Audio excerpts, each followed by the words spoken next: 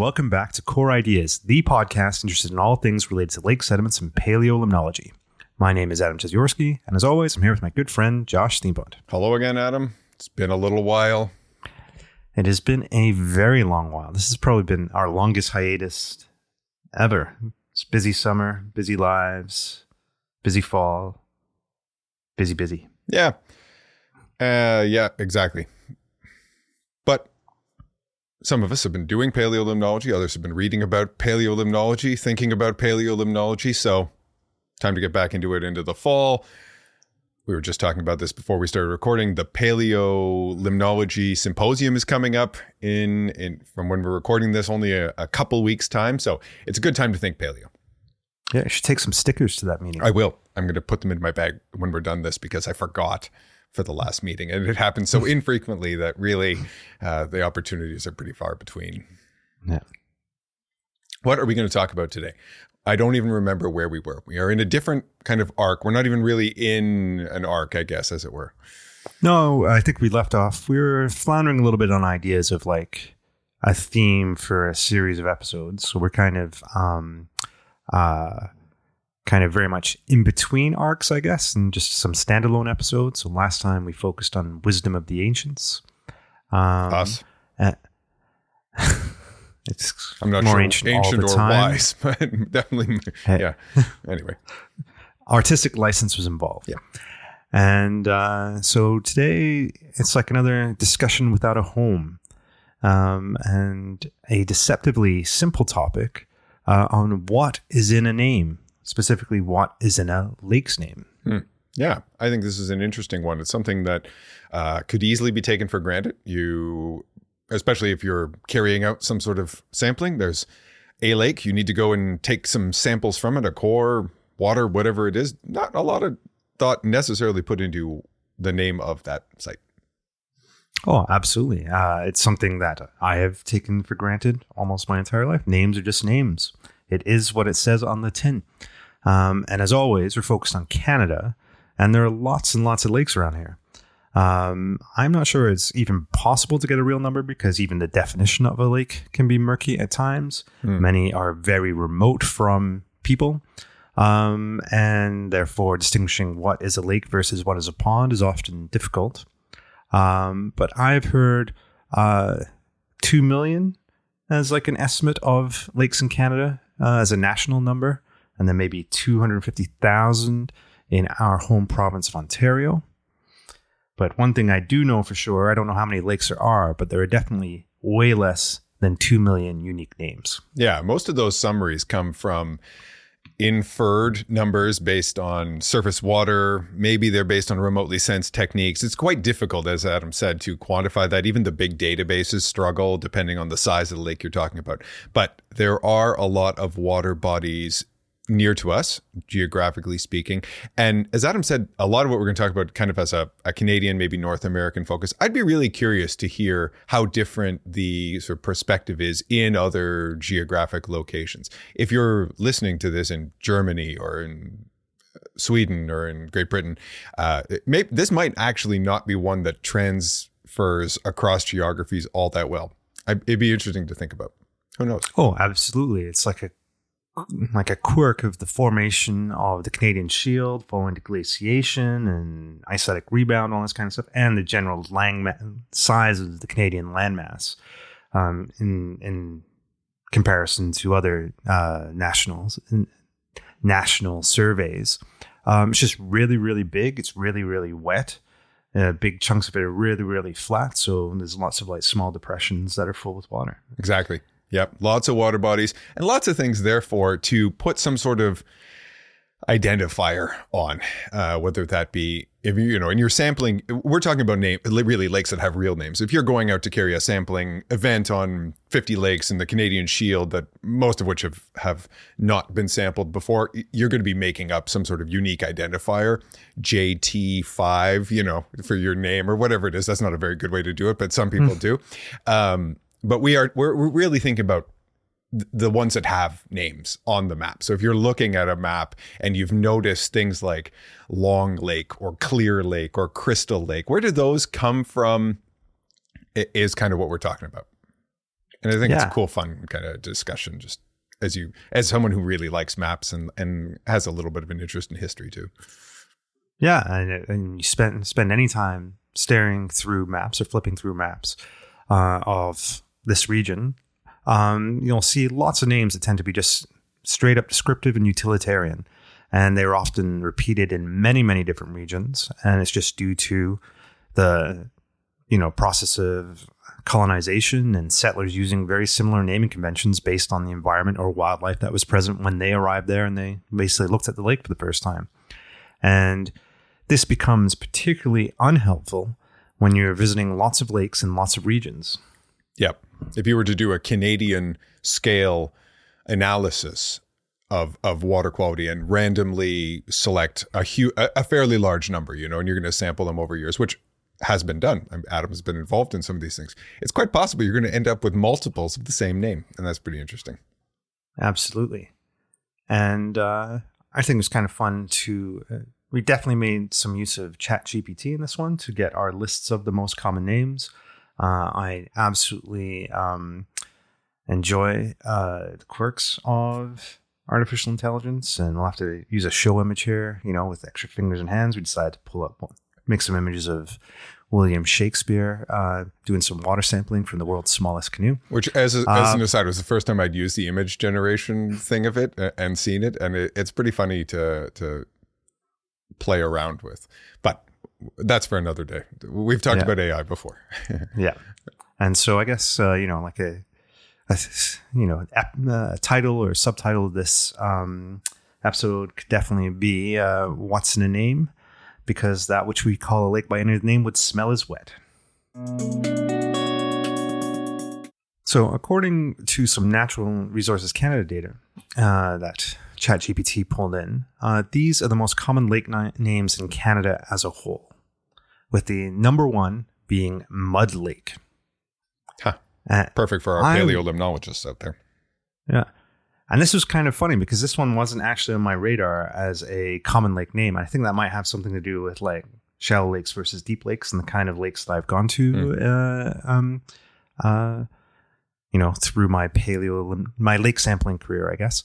But this is extremely common in Canada. There are hundreds of them, and there are at least 6 within an hour drive of where I'm sitting right now. Yeah, there's actually one that I ride my bike past quite often. And I hadn't really thought of it either, because I think that makes sense. Because, if you imagine what a mud lake might look like, someone who's seeing a lake for the first time and giving it this name, it's going to be kind of out of the way, not all that remarkable, just a little muddy puddle, pond, whatever, and give it the name Mud Lake, move on. And apparently people have done that hundreds of times. Similarly, Long Lake is number 2. There is a Long Lake in nearly every province of Canada. I'm definitely aware of a couple that I've been to in the past before here in Ontario. We could add territories too, because there's one in the city of Yellowknife. There we go. Yep. Number 3 is Bear Lake. And as you might expect, this is most common in northern regions. Yes, there are multiple Bear Lakes. I believe there's only one Great Bear Lake, the greatest of the Bear Lakes, you might say. Yeah. And I think that's a safe assumption because it is a very big lake. But yeah, it makes sense. Hey, look, I saw a bear. Black bear. It's not because they're shaped bear like lake. bears. It's because people saw a bear there. There probably are a couple that are shaped like bears. Yeah. It'd be interesting to pull apart that difference. But Bear Lakes make sense. Number 4 is Round Lake. Self-explanatory. Deer Lake. Also like bears. Clear Lake. Clear Lake, okay. The opposite of Mud Lake. There's a theme. There, there's really some very simple ideas being expressed here. But one thing to look at as you kind of pull up these is you do get some geographic variation. Like this is telling you about the physical geography, the biogeography, the soil, the sediment, the geology of the place that are being named when you start to pull apart these gradients. So like clear lakes are probably not all that common in the prairies of prairies of Canada compared to in Ontario, where in some of these more bedrock dominated igneous rock, you're going to find them. So I think this is actually quite an interesting absolutely. Obviously, we're at number 7. Island lake would be a common name in regions where there are many lake islands. That's right. There are always those cool examples of like the largest island in a lake on an island in a lake, which is, I believe, I can't remember what the lake is, on Manitoulin Island. So there's a lake in Manitoulin that has an island on it that may have a lake in it, like a pond in it. And you get this like Russian doll sort of situation of Lake Island, Lake Island, Lake Island. Yeah. Trout Lake is especially popular in Ontario, again, for obvious reasons. Number 9, Little Lake. And shockingly, it is much more common than Big Lake. Yeah, exactly. We're figuring it out here, getting these ideas out. And probably my favorite on the top 10 list, because it's unusual to me in turn, because it's most common in mountainous regions, is Echo Lake.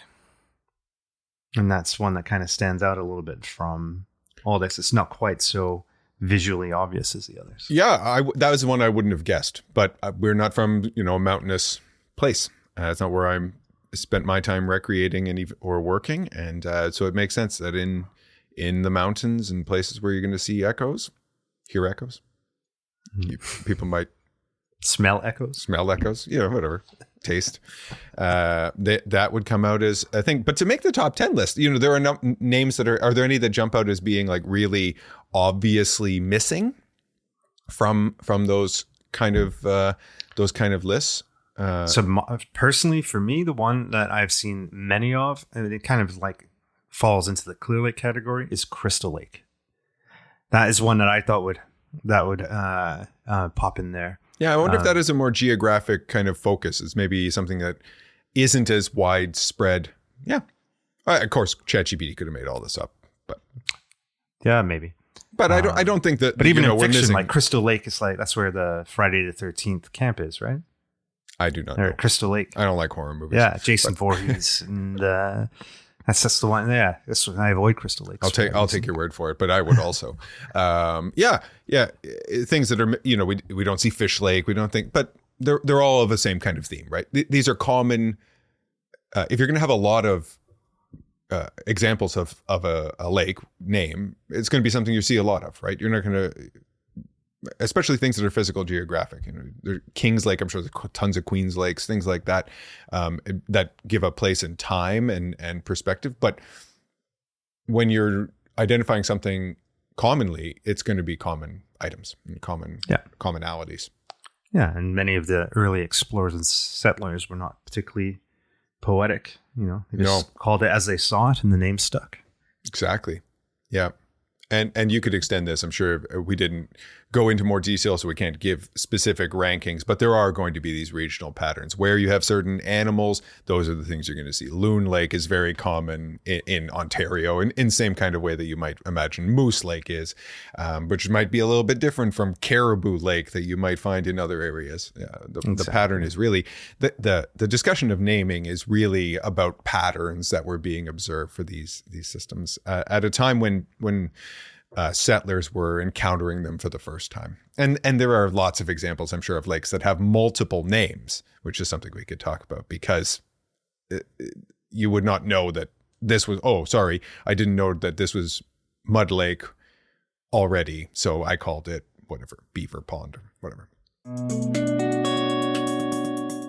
But obviously, not all lake names are so generic. You have your your top 10 lists that are repeated hundreds and hundreds of times, but there are also many names that are much more specific.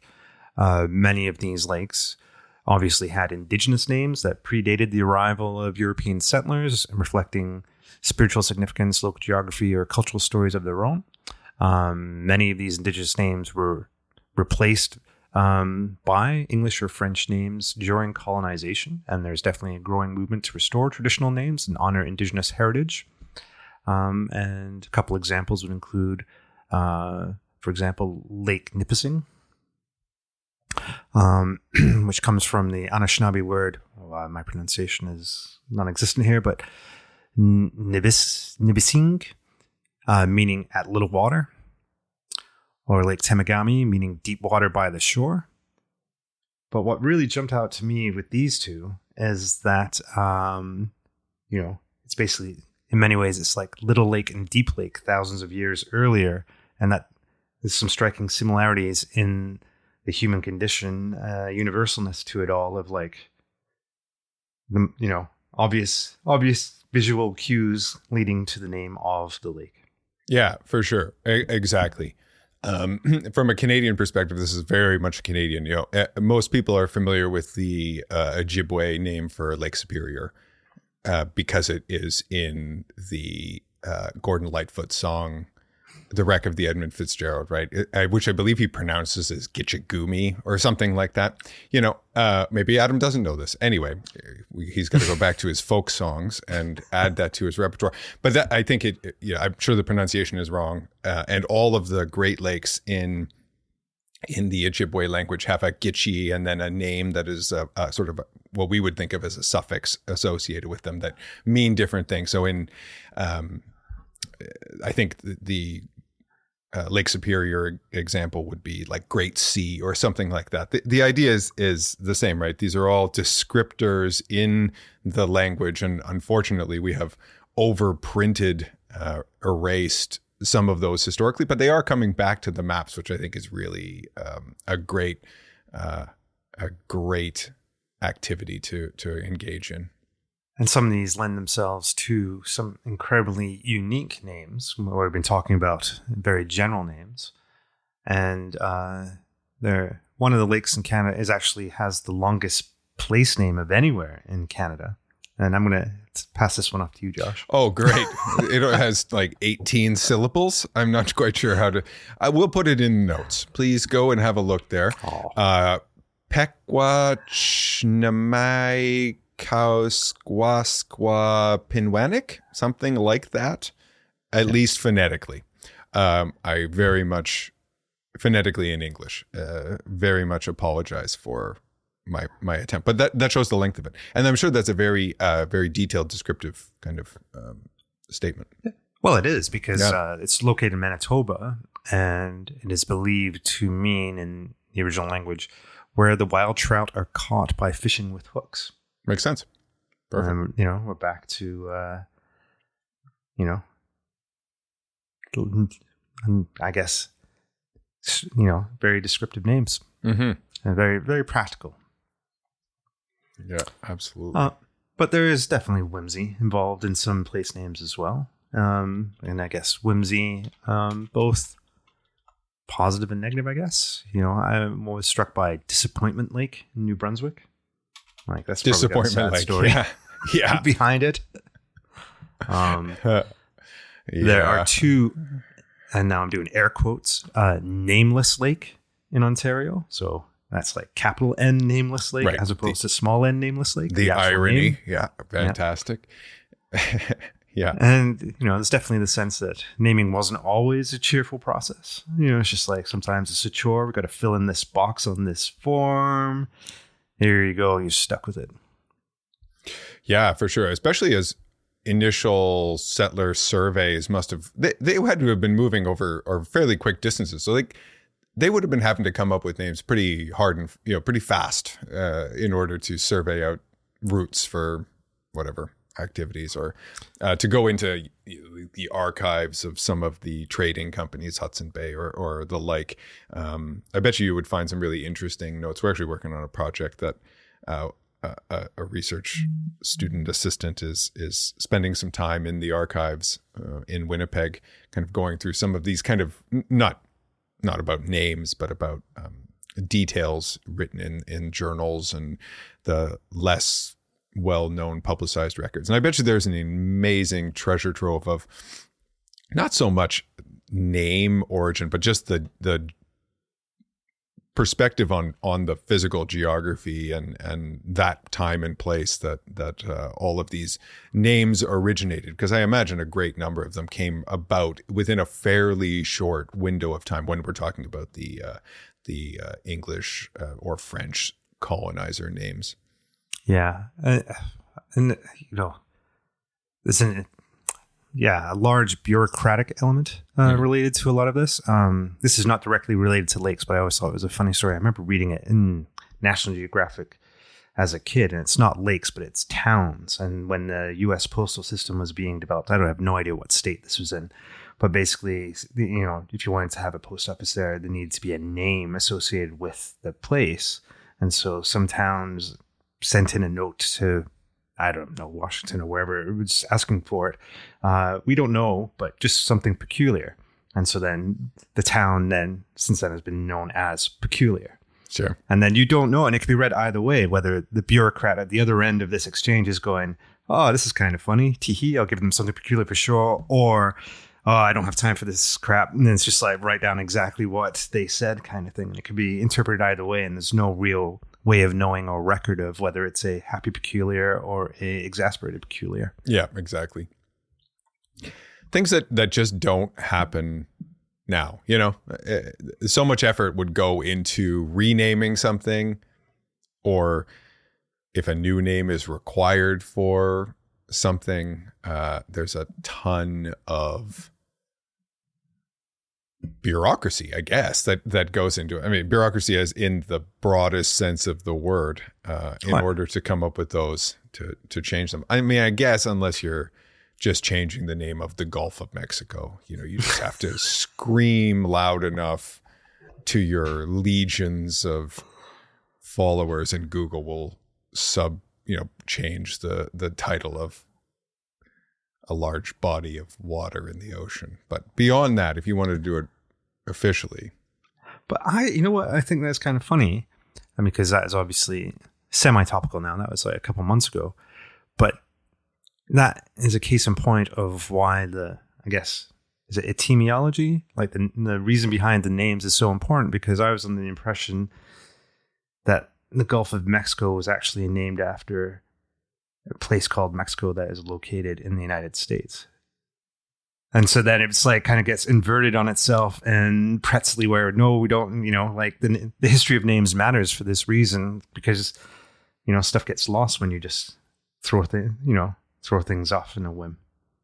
Particularly when you then revise it to being called the Gulf of America, even if only in your own usage, which then I guess corresponds to the entirety of the Western Hemisphere, both being forms of, continents of America, named after an Italian explorer, I believe, if I'm not mistaken. It's not called the Gulf of Anyway, strange. Exactly. This is what happens when you do it without proper documentation and support and having the references behind you. The human condition continues. I guess people are not that poetic. They weren't hundreds, thousands of years ago, and they are not to this day by and large. Yeah, exactly. Though at least in Canada, if you do choose to propose a geographic name for something, there are actually quite strict, very interesting, if you like, persnickety rules, which is something that I enjoy personally. Strict guidelines and processes for naming things that would go on maps, basically. In Canada, those are run by the Geographical Names Board of Canada, which is a subgroup of Natural Resources Canada, I believe made up of all, I would say volunteers, but people who work at NRCan more broadly. And there's a process of going through, finding the location, identifying, giving the necessary thing, just probably to make sure you're talking about the same thing, because if you're looking at different maps, you could be very, very much off in naming it, giving reason, giving the origin of that term. There's very much a push in those processes to return names, as we were talking about earlier, to more ancestral ones. In the same way that we use sort of in taxonomy, we would always default to the earlier naming of an event or of an object, species, whatever it might be.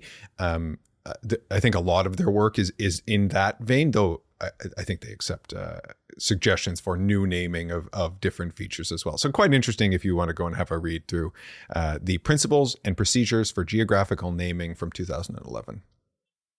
Okay. Yeah. Because, I'm kind of getting into, the nuances of how a name is added to the official record is kind of beyond the scope of what we're going here, beyond saying that there is a process. But that's kind of interesting when you juxtapose it to some of like the the lore / backstory of some of like the more famous lakes that I personally have worked with. So, I remember speaking with my supervisor or, Ministry of the Environment staff, more than 20 plus years ago about the Dorset A Lakes, for example, of Plastic Lake. And, how did Plastic Lake get its name? And then, it's something so banal. It's like the equivalent of, because on Crown land at the time, it didn't have a designated name that anyone knew when they were making. It was just referred to by its geographic coordinates. And on the day that they needed a name, there was a plastic bag floating on the lake. And now, there's like hundreds, if not thousands, of scientific papers referring to Plastic Lake just outside of Dorset, Ontario. And it's just... And you could go on the real estate thing and look for a cottage on Plastic Lake, or you could, there's things that stick. Pretty interesting. I'm pretty sure that I was told, so again, might just be nonsense, but in the Sudbury region, I always get the intensive and extensive lakes mixed up on which is which, but Swan Lake, I always thought it would be related to, sighting of swans on the lake. But apparently, no, it's the same kind of story. Like one day that was the one that they saw, a plastic swan that had been discarded floating on the lake. There you go. Interesting enough. But not related to the ballet. It's nothing to do with. No, absolutely nothing. But see, it's all these things where you go, oh, it's it is coming in from a little bit more of a is it like the Swan Lake reference or is it a local wildlife reference? Like neither. It's just a piece of trash floating on the lake one day, and that's what caused it to be named the lake it is. And then there probably are swan lakes that are named after the ballet, it works both directions. And like, oh, they saw a swan and like, no, this person absolutely loved, is that Tchaikovsky? Whatever it is, whoever wrote this one. It's the same as the Ring of Fire as an example, which isn't a lake, but it's like, no, just like cash. Yeah. Cool. Yeah. Which I guess, I didn't look into this, but I'm maybe put you on the spot here. But with the naming of lakes, the lakes only have one official name.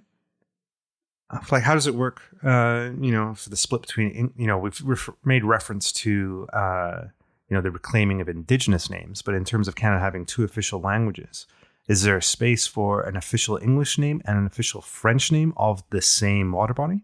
I believe in the registry there is a mechanism for having the translation of terms, or there probably are examples where the terms are not direct translations, but where there is an official English, French, and often now Indigenous title for the same water body. Or even if it's the same general spelling, but the French includes accents in a way that English doesn't, kind of thing. Yeah. Okay. Yeah, exactly. Yeah. And a lot of times, especially in English versus French, where the French would be lacte or lactu, something like that. You do get a whole different visual of what it looks like, even though there's a lot of, there's just a translation there. But many of the topographic maps, especially for larger systems, I believe are bilingual. So would include both of them where possible. But that might not be the case. And again, this is one of those things that, like, in some of those other geographies that have different histories, longer histories of kind of settlement and naming conventions dating back to almost to prehistory in some cases, I think you would get a very different perspective. Not in terms of what the names are named, what the lakes are named after, but sort of that story of how they have filtered through time. Yeah. So I think that's all I've got for today. It's nice, fun, quick topic. Yeah. Far from hard science, but interesting, little, conversational detour on something that every limnologist will touch on in some way, whether or not they think about it directly or not. That's right. Those names are important. They are, yeah. Keeping in mind that they do change, and there's perspective, and really a good GPS fix is critical because you want to make sure that you're talking about the same mud lake. If you're in Kingston, you say you're sampling, you're going to take a core from Mud Lake.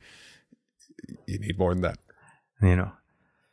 I guess, tears can result if you're spend a lot of time analyzing the wrong one and comparing data from totally different sites. And I'm sure that has happened in many cases as well.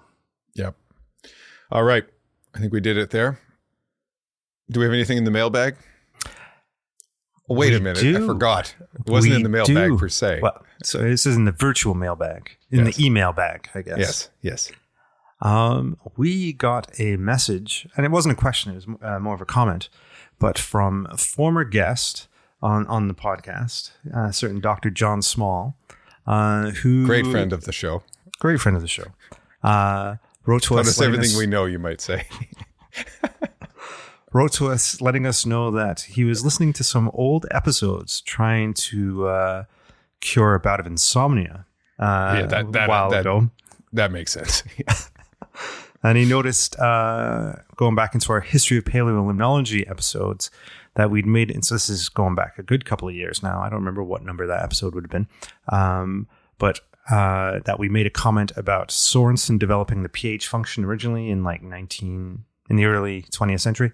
And we made an offhand comment of, we're not sure why. It just kind of, has no direct environmental references elsewhere, but there just had been no way of measuring the acidity of substances before. And then he kind of threw us a little bit more interesting information, is that at the time, Sorensen was the head of the Carlsberg laboratory in Copenhagen.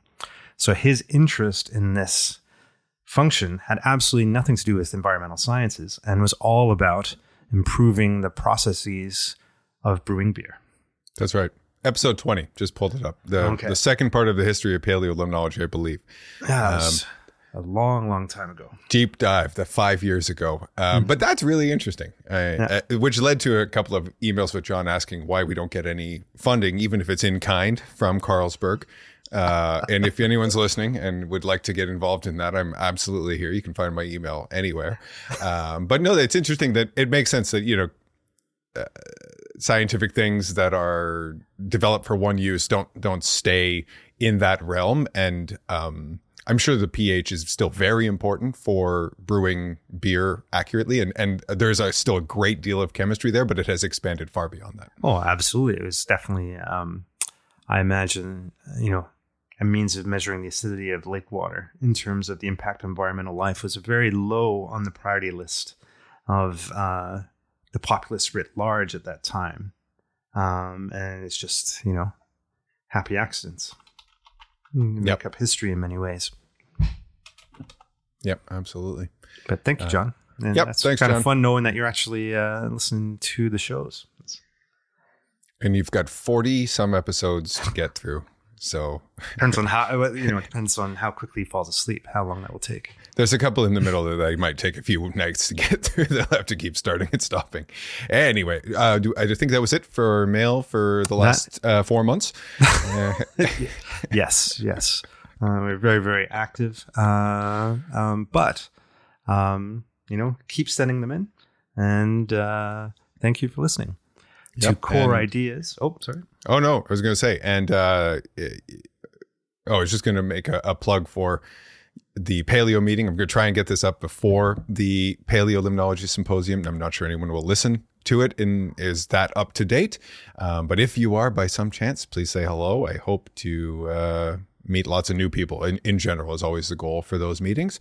And he'll have a pack of official Core Ideas podcast stickers in his bag. I don't know if you want to play the game where you will be handing them out willy-nilly, or you will be reserving them for people that mention the podcast to you directly. I'll leave it up to you. We'll see how quickly they're running out. We may have to switch, but I can't imagine that I shall run out of them. Anyway, thank you for listening to Core Ideas, the Paleolimnology podcast. If you have a question or a comment or a suggestion for a future show, please send us a note. The email address is coreideaspodcast@gmail.com. We still have a Mastodon handle. Not sure how well that's going, but it's at coreideaspaleo@mastodon.social, which then also is mirrored over to Blue Sky. So there's lots of ways to see what we're up to. We're not very active there, but we do read everything you send us. An archive of our past episodes and show notes is maintained on our website at hsyorski.com. Oh man, it's coreideas.hsyorski.ca, I believe. Something yes. in that range. The link, if you're interested, is listed on our Mastodon bio. And if you are so inclined, you can give us a rating. You could subscribe. You could leave us a comment on whatever feed you get your podcasts from. We enjoy those ratings very much. And those comments, we don't get a lot of them. We're still doing this for fun. And that's it for today. But we will be back soonish to explore more of the less common pairings within paleolimnology, or something else. We don't know exactly what our next arc is going to be. Sticking to our ethos of pure knowledge without the economy.